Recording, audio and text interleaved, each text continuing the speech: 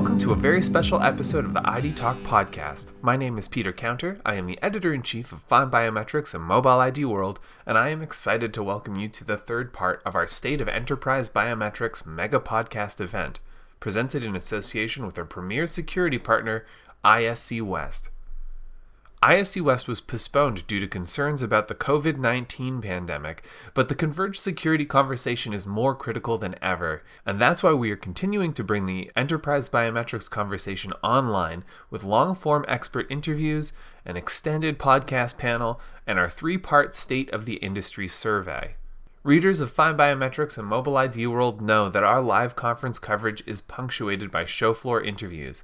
And in lieu of a show floor, we've reached out to identity tech companies remotely to ask them about the challenges and opportunities in the modern enterprise. In part 3 of this virtual show floor event, you will hear responses from Boon Edam, Touchless Biometric Systems, and RealNetworks. So now, without further ado, let's hear what the experts have to say about the state of enterprise biometrics right here on the ID Talk podcast. My name is Tracy Thomas, and I'm the Vice President of Marketing with Boon Edam.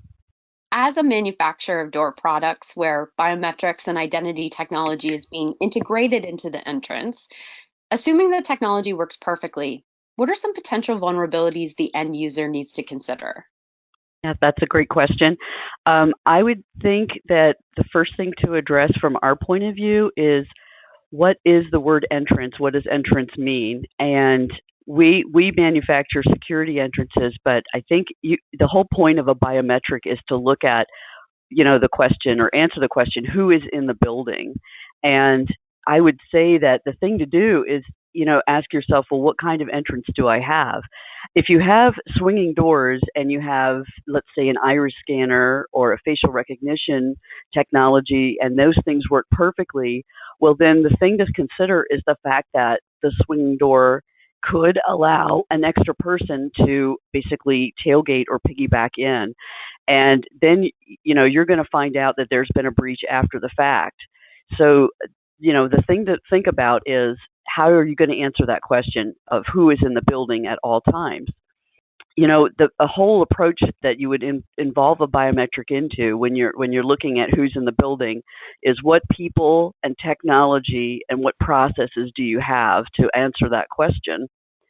And people would be your security personnel, your guards, and so forth. The technology would include your biometrics, your entrances, your access control system, cameras, and so on. And then processes are how you're going to basically handle or prevent unauthorized people from getting in, or how you're going to handle, the fact that somebody just got in, respond to that and deal with it as quickly as possible. So the thing I want to point out is that biometrics, when they work perfectly, they're going to identify that person. And then you're saying, yes, that person is definitely the one trying to get in the building, but how do you ensure that only that person is getting in the building? And I just want to touch on something. There are a lot of different security entrances out there, ranging from waist-high and full-height turnstiles. You've got optical turnstiles, and then you have security revolving doors and security man-trap portals. And those all come with different capabilities. I would spread them out and explain it this way. The low security they're designed to deter people from getting in, and that would probably be your waist-high turnstile or your full-height turnstile, and often those are used, the full-height especially is used outside.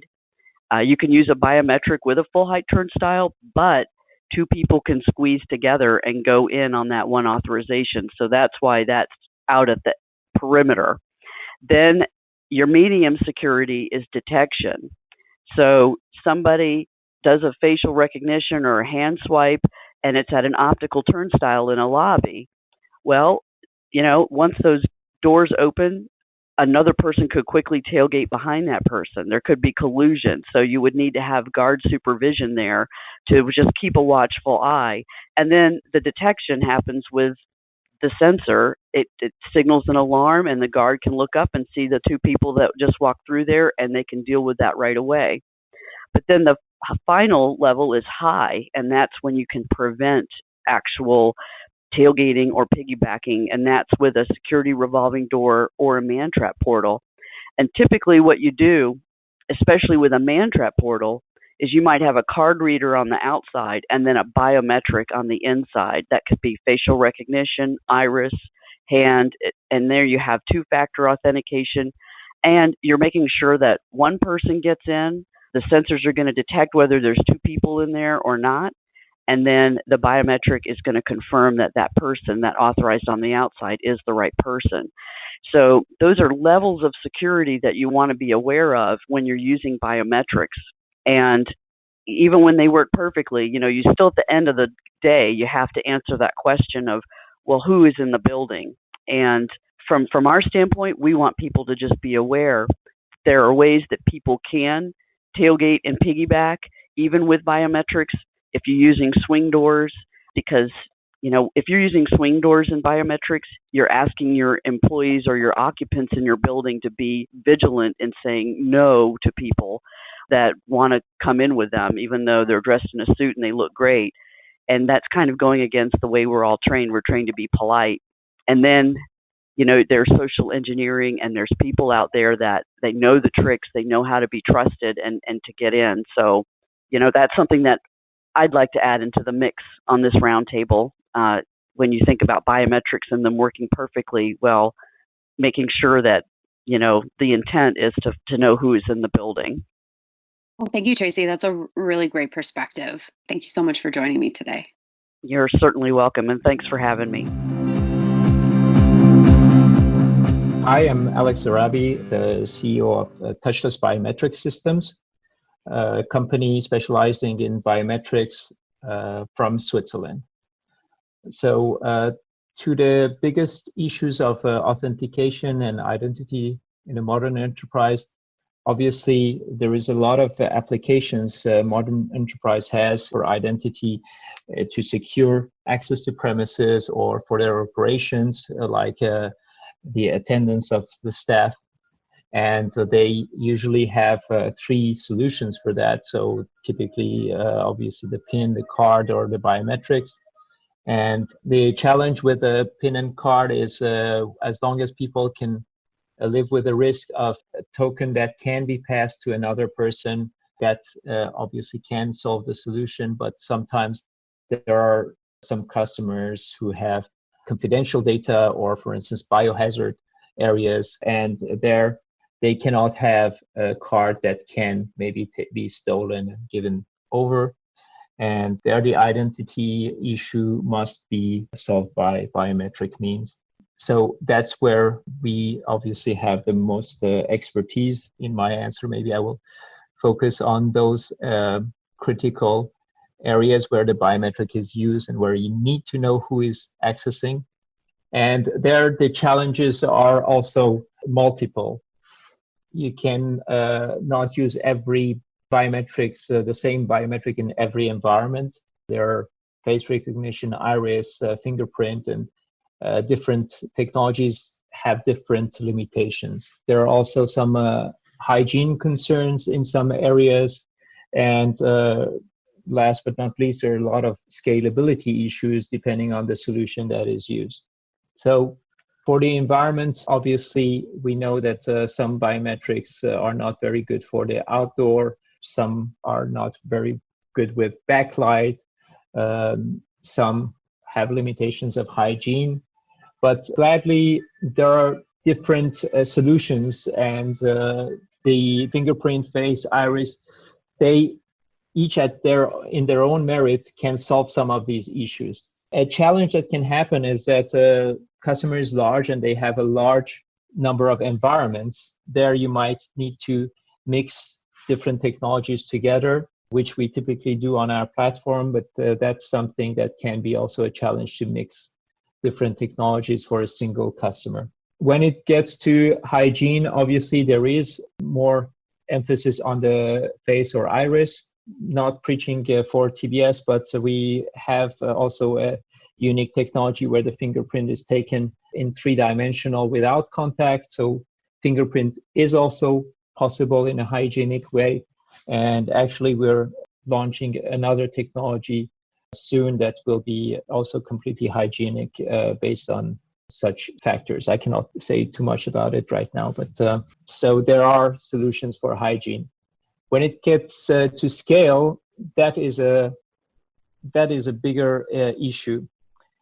Biometrics, contrary to cards, are probabilistic. When you give a card or a PIN, it is deterministic. It's always the same digits that you get out of it. So the identification is absolutely clear. Biometric is never twice the same. The face, the fingerprint, the iris never look exactly the same. So we take a closest match, and that introduces some margin of mistake, and there is a probability. We take the best probability of match. What this also means is that it's only a question of how many people you will have in the system till you find two different people having a very similar biometric. And there you might have a risk of error.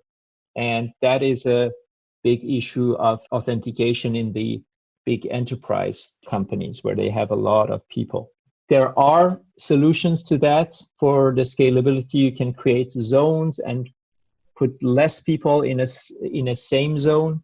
The other solution is what you find at the airports is multi-factor authentication. You put your passport first, and then you use your biometric. So the passport or the PIN or the card are one factor of authentication.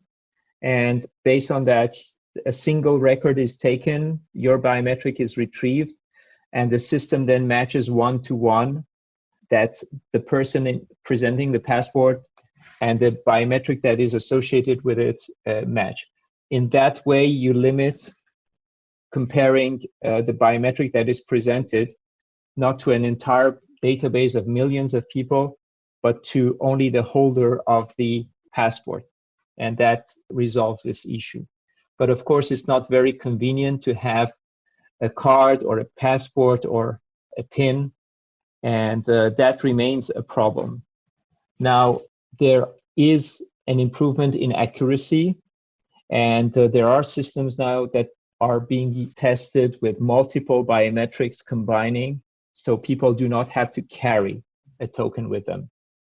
It's not yet quite there, and there are some issues with that, but we will see how this will be hopefully resolved, at least for not very large populations. We believe that can be resolved. Also, as a company ourselves bring as a change to the industry is a lot of enterprise customers have the challenge of speed when they use biometrics, but at the same time they don't want to carry cards because of convenience, because of security issues. So we are working on very fast biometrics, one among many companies.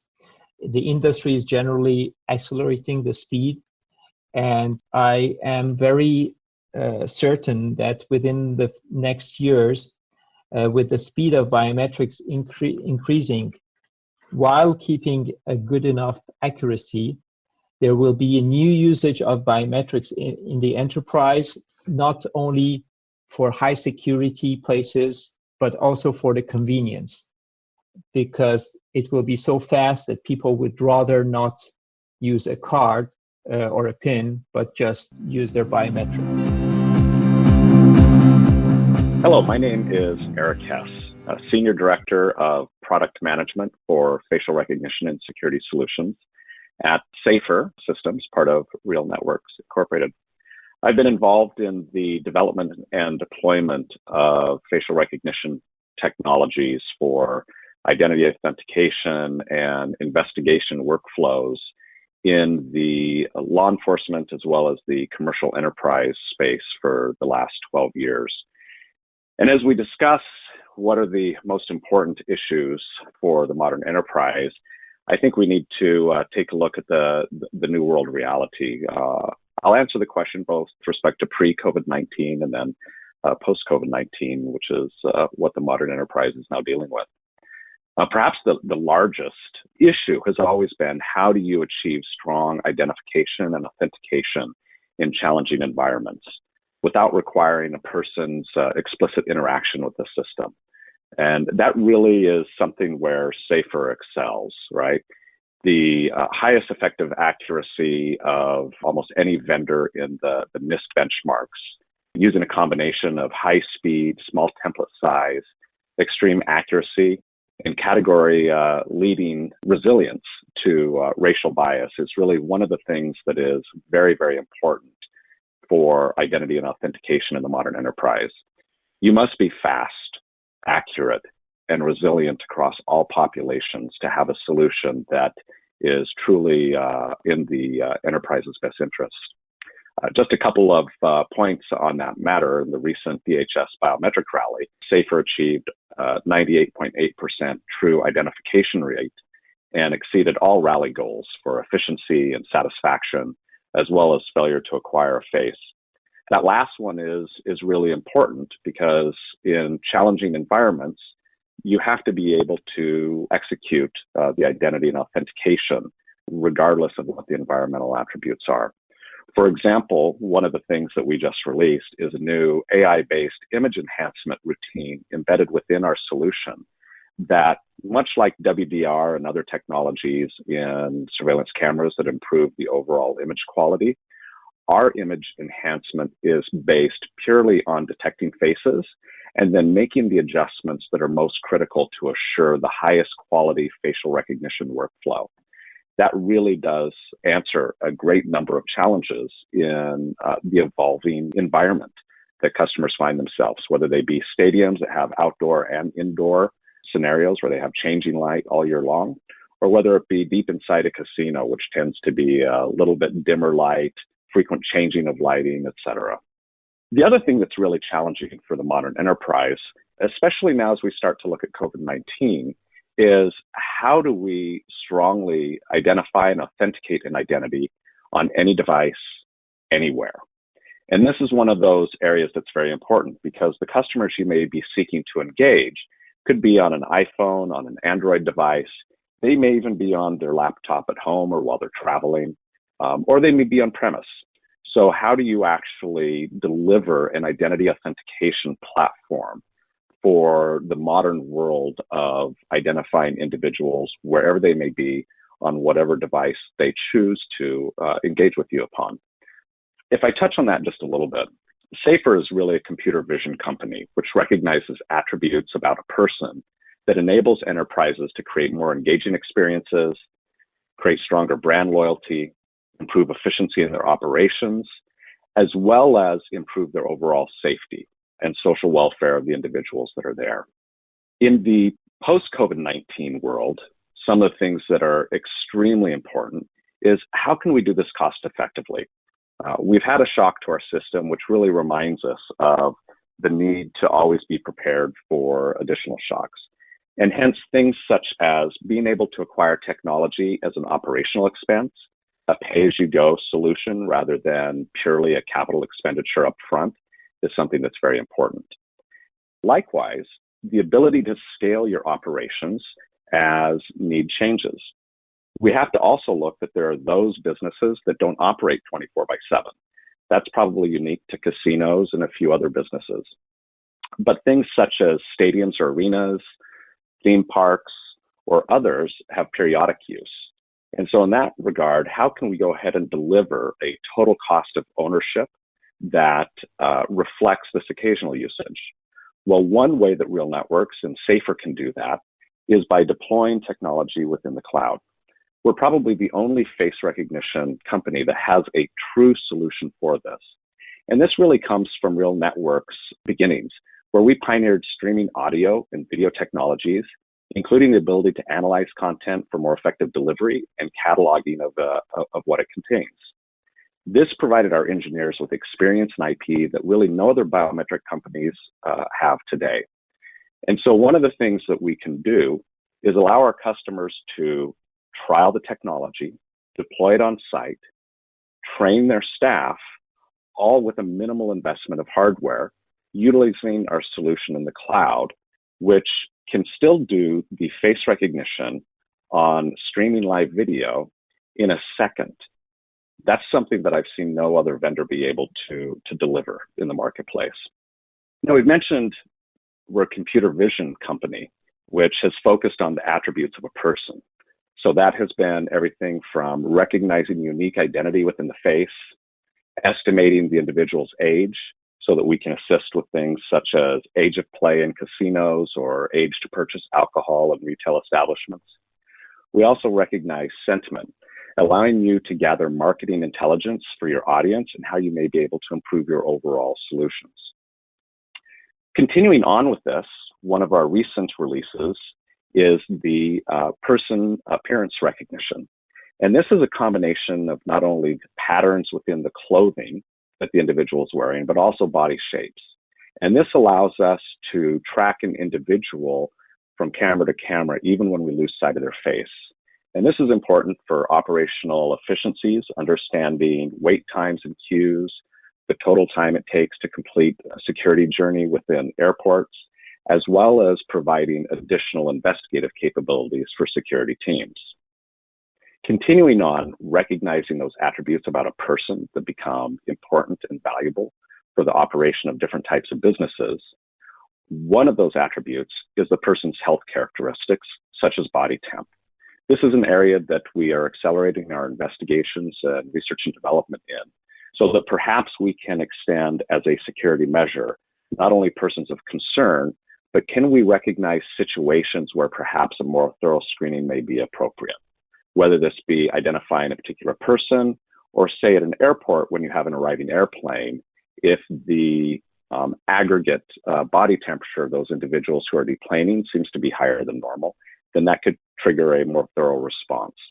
Contactless identity is also very important in this time and age. This is something that SAFR already delivers. Indeed, it's one of the areas where we first came to market, providing access control based on face for schools. We offer a two-factor contactless access control solution that can use both a face as well as an April tag, which is very similar to a QR code, so that we can marry up an individual's face as well as an access token that they've been issued for very strong access control. We also have strong liveness routines embedded in the solution. So being able to direct an individual to look one way or the other, or to smile as additional factors for liveness to combat spoofing or other types of access control attacks. And so concludes part 3 of our State of Enterprise Biometrics mega podcast event. To learn more about enterprise biometrics in today's business landscape, listen to our recent panel episode of ID Talk, Understanding Security, Convenience, and Privacy in Today's Biometric Systems.